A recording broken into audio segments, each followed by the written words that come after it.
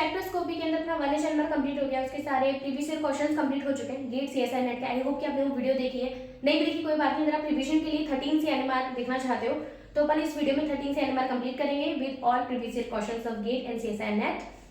तो देखो, सबसे पहली चीज, सारा जितना भी बेस है ना इंस्ट्रूमेंटेशन का, कि कैसे ये चीज स्टार्ट हुई, ठीक, कैसे वो रेसोनेट कर रहा है, डेल्टा वैल्यू कैसे आ रही है, अपने डेल्टा वैल्यू हुई क्यों, तो वो जितना भी बेसिक है वो मैंने 1H NMR के अंदर आपको बता दिया है, ठीक है।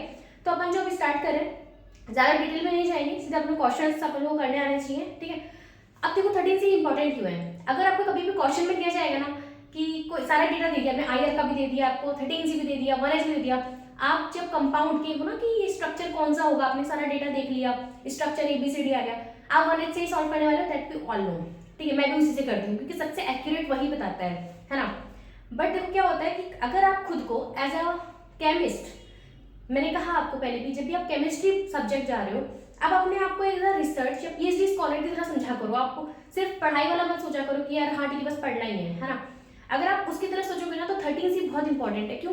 बिकॉज कार्बन एक स्केलेटन देता है आपको अपने मॉलिक्यूल का। जैसे कि अगर मैं बात कहूँ, अगर मैं कहूँ कि मेरे कोई मॉलिक्यूल के अंदर CN है या CO है, इस टाइप का, या फिर मैं कहूँ कि एल्काइन है, ठीक है, यहाँ पे सपोज कुछ भी R और R' कोई भी चेन है, अगर ये वाला ग्रुप मुझे फाइंड आउट करना हो तो क्या मैं 1H से पता कर पाऊंगी कि मेरे मॉलिक्यूल में ऐसी चीज है या नहीं है? और आपको पता है कॉमन चीज है। तो क्या होता है, हमको कार्बन की भी नॉलेज आनी चाहिए। अब प्रॉब्लम क्या आती है ना कि 1H जो है, जो अपना हाइड्रोजन जो है वो बहुत ज्यादा अबंडेंट है, उसका I वैल्यू क्या है, हाफ, और मैंने कहा था कि I वैल्यू 0 नहीं होना चाहिए। अब कार्बन, क्योंकि जो नॉर्मल अपना जो है ना 6, 12, इसका जो है I वैल्यू होता है 0, तो ये तो है इनएक्टिव। लेकिन कार्बन 13 जो एक इसका आइसोटोप है, ये होता है, इसका I वैल्यू है हाफ और ये एक्टिव भी होता है, ठीक है। तो ये एक्टिव तो है, तो ये अच्छी बात है कि एक्टिव है। प्रॉब्लम है इसके अबंडेंस में, इसकी अबंडेंस है अराउंड 1.08%, जो कि बहुत कम है। अब इसकी नेचुरल अबंडेंस इतनी कम है, अब जितनी अबंडेंस कम होगी उसका इंटेंसिटी बहुत कम आएगा, ठीक है। तो इस वजह से क्या होता है, इसकी इंटेंसिटी तो बहुत कम होती है, ठीक है, इसके सिग्नल की आई मीन, ठीक है। सेकंड चीज जो इसमें प्रॉब्लम है वो है इसका मैग्नेटिक रेशियो, जो कि अगर अपन 1H की बात करें, 1H की बात करें तो 4 टाइम्स ऑफ कार्बन 13, ठीक है।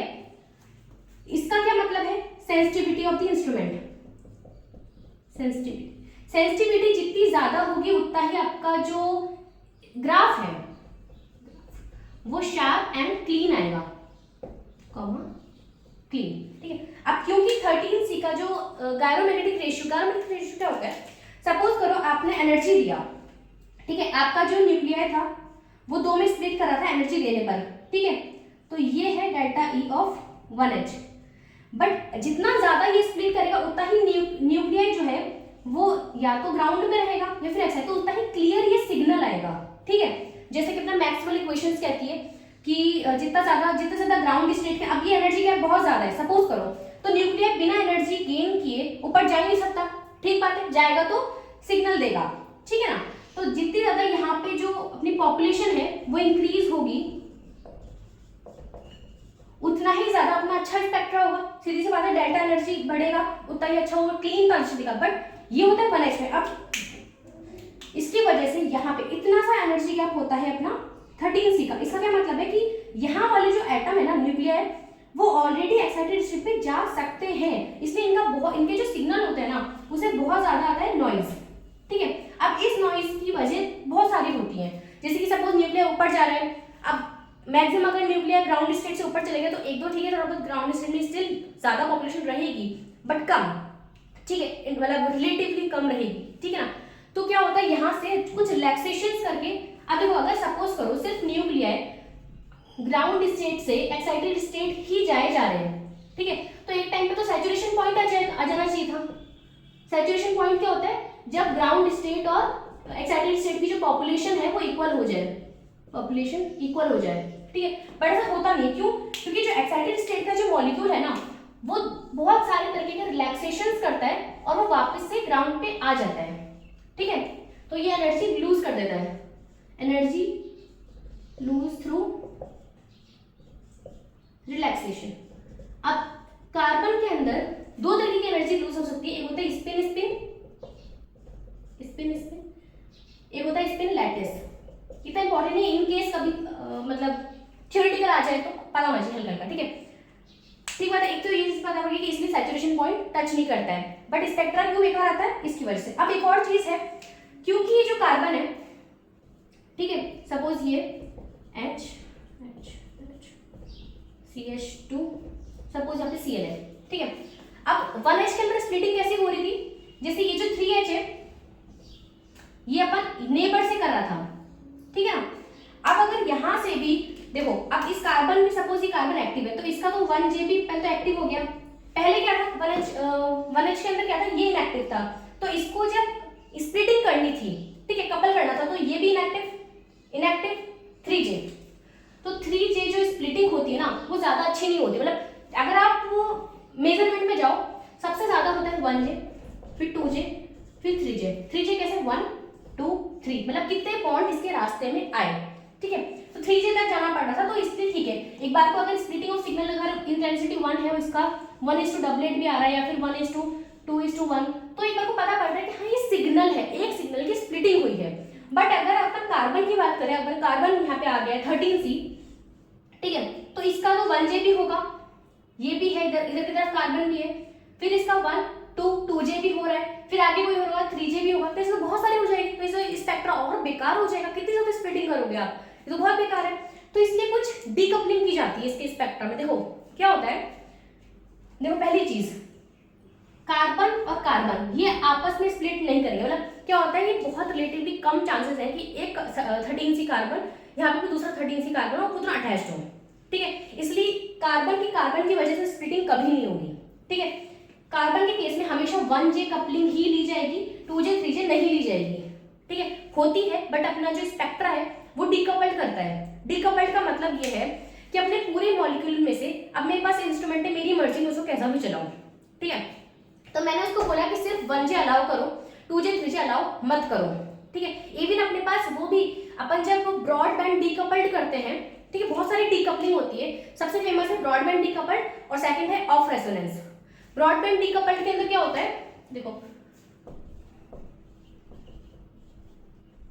ब्रॉड बैंड डीकपल्ड लिखते कैसे, 13C 1H।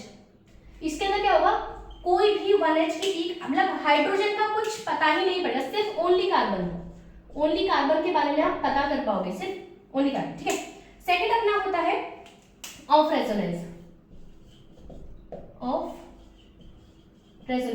ये करके सिर्फ 1J अलाउ करती है हाइड्रोजन की, ठीक है। इसमें क्या होगा, जैसे सपोज CH3, तो इन 3H की वजह से इस कार्बन की क्या स्प्लिटिंग होगी, या फिर CH2, इनको आपस में कोई मतलब नहीं है, सिर्फ ये जो हाइड्रोजन है ना इनका एनवायरमेंट बताती है। तो आपको क्या होगा, इस टाइप की इंफॉर्मेशन मिल जाएगी कौन सा टाइप का कार्बन आपके पास है, क्योंकि ये भी तो इंपॉर्टेंट है ना पता करना, तो अपन को ये पता चल जाएगा, ठीक है।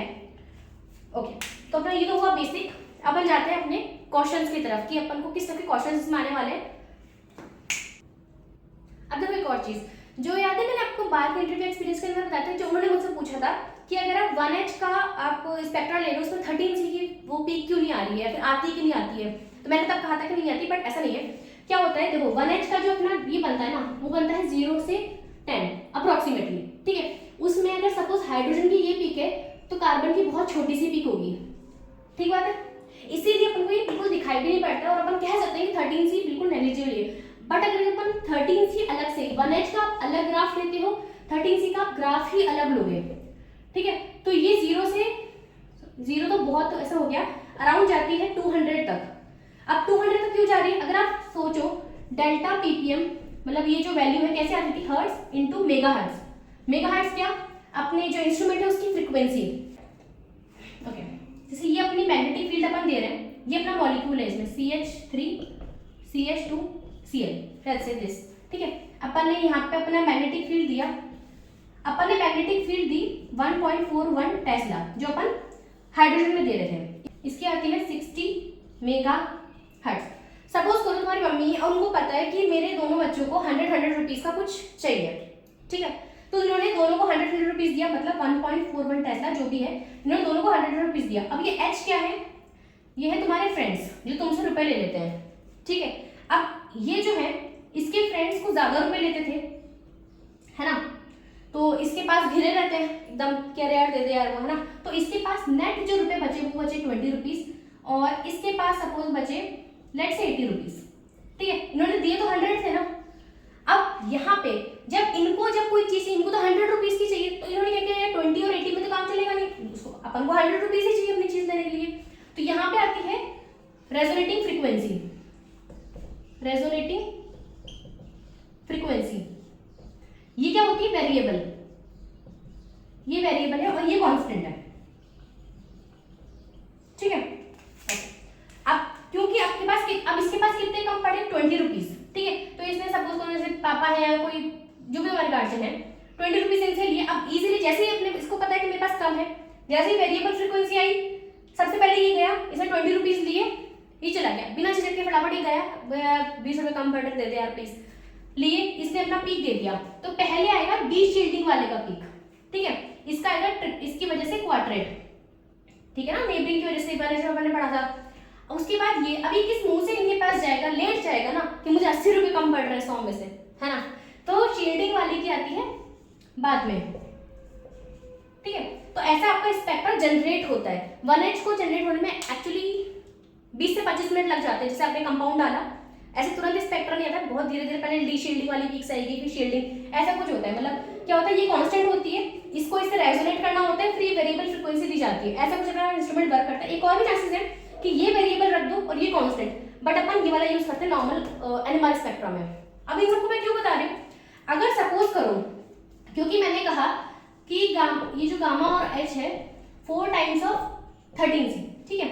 अब इसमें क्या है, इसका अपन जितना मैग्नेटिक फील्ड दे रहे हैं, तो इसको कार्बन 13 को कितना फील्ड होगा, जितना आप दे रहे हो उसका डिवाइडेड बाय 4।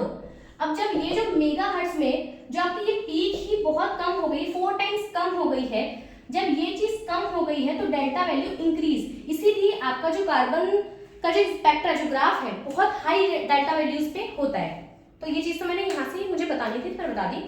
और सेकंड चीज, आप नंबर ऑफ सिग्नल्स आप वहां से पढ़ चुके हो, खाली मैं रिवाइज करने के लिए बता देती हूँ। जितने भी total number of different carbon present होंगे उनका डिफरेंट पीक आएगा। सेकंड चीज, स्प्लिटिंग मैंने बता दी है।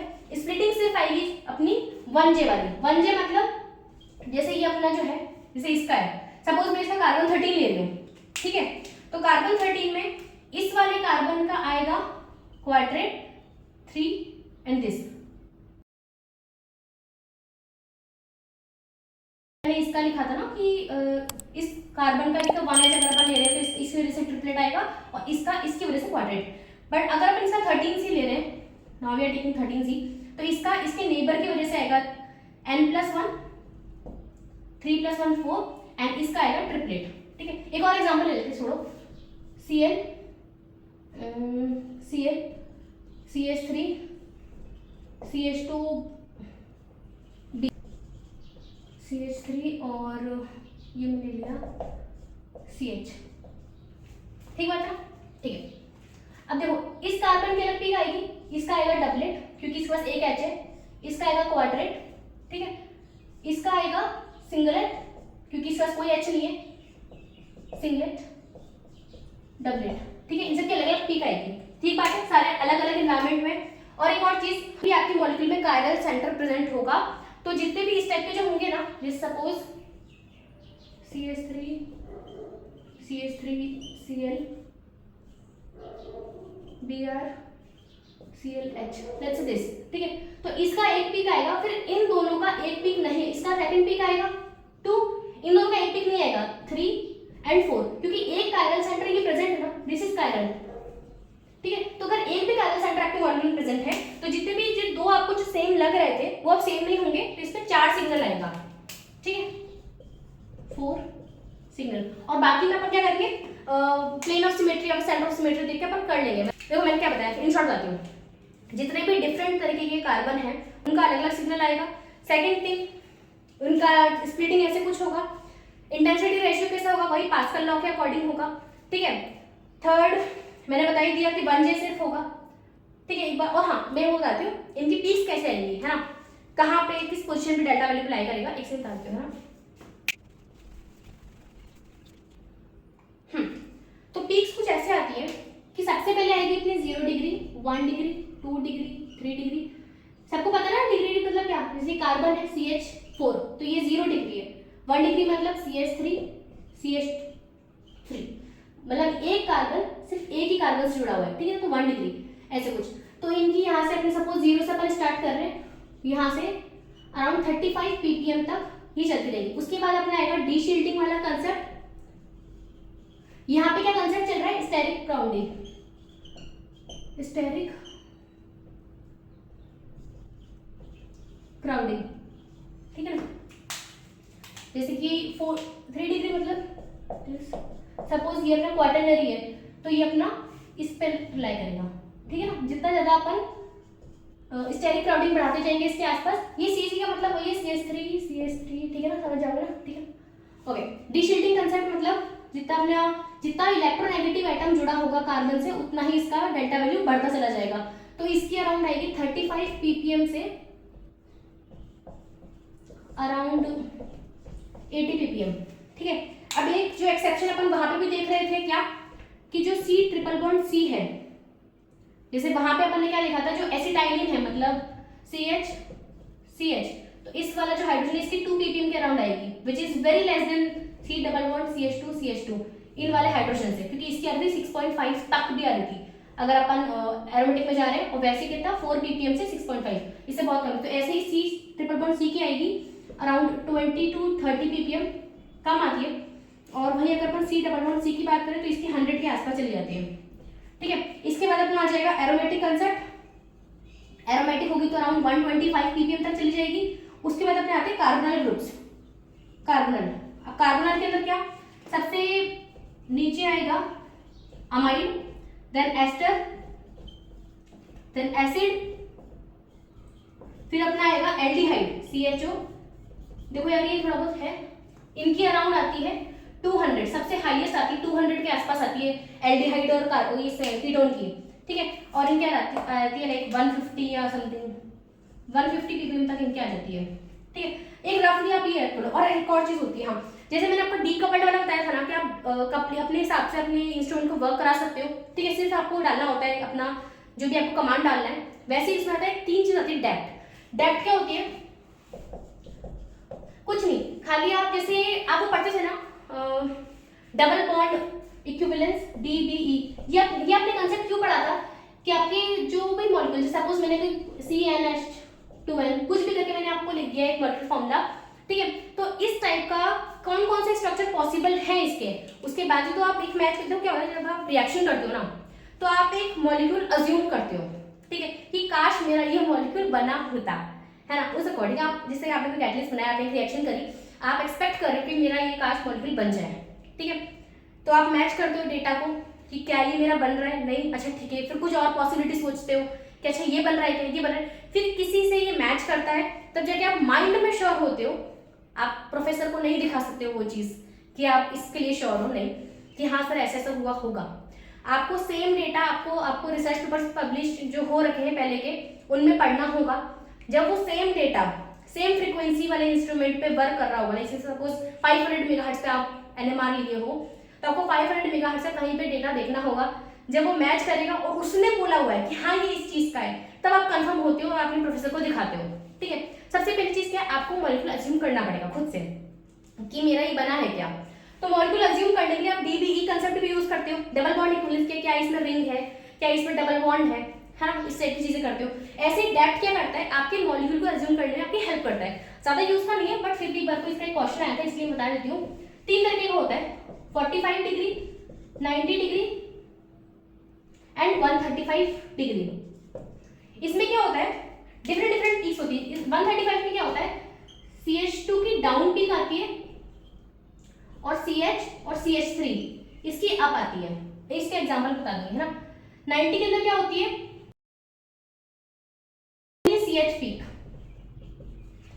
ठीक है। और 45 के अंदर क्या होता है, जो क्वार्टरनरी जो कार्बन है, ठीक है, इस टाइप का जो कार्बन है जिसके पास एक भी H नहीं है, खाली इसकी पीक नहीं आती है, बाकी सबकी आती है। रेस्ट ऑल बाकी सारी पीक है, इसमें सिर्फ CH की आती है, इसमें ऐसा। ये सपोज करो अगर मैं एक मॉलिक्यूल लूं, लेट्स से CH3 CH3, ठीक है ना। इसकी नंबरिंग कर देते हैं एक बार को, 1 2 3 4 5 6 7, यही है डिफरेंट डिफरेंट कार्बन। इनको तो नहीं गिन रहे हो ना, प्लेन ऑफ सिमेट्री जा रहा है, ठीक है ना। ओके, अब देखो इसमें 3 और 6 क्या है, क्वाटरनरी कार्बन। तो जब आप डेप्थ 45 पे जाओगे, इसमें 3 और 6 का पीक नहीं आएगा, ठीक बात है। 90 पे जाओगे, इसमें सिर्फ CH का पीक आएगा। CH का पीक कौन सा है, 4 और 5, क्योंकि इनके पास सिर्फ एक ही H है, ठीक है ना। तो 4 और 5 इसके पास सिर्फ ये पीक्स आएगी। और अप एंड डाउन का क्या मतलब है, जैसे अपना ये स्पेक्ट्रा है, ठीक है ना। अब CH2 कौन सा है, 2 एंड कोई नहीं, तो CH2 का आएगा डाउन, कि अपनी CH2 वाली पीक आ गई, और बाकी जितने भी हैं तो इन सबकी क्या आएगी, अप। ओके, ऐसा कुछ होता है। तो इनसे आपको हल्का हल्का आइडिया पता चलता है कि अच्छा ये वाली चीज ये अपनी कब काम आती है, जब आपको कोई बहुत बड़ा सा ऑर्गेनिक का मॉलिक्यूल हो, तो इसमें आपको थोड़ा सा काम आता है कि अच्छा ठीक है ये भी है, अच्छा ठीक है ना। तो चलिए अपने सारे कंसेप्ट हो गए, अपने क्वेश्चंस कर लेते हैं अब। ओके, जितना आप सीखना होगा क्वेश्चन में सीख लेंगे।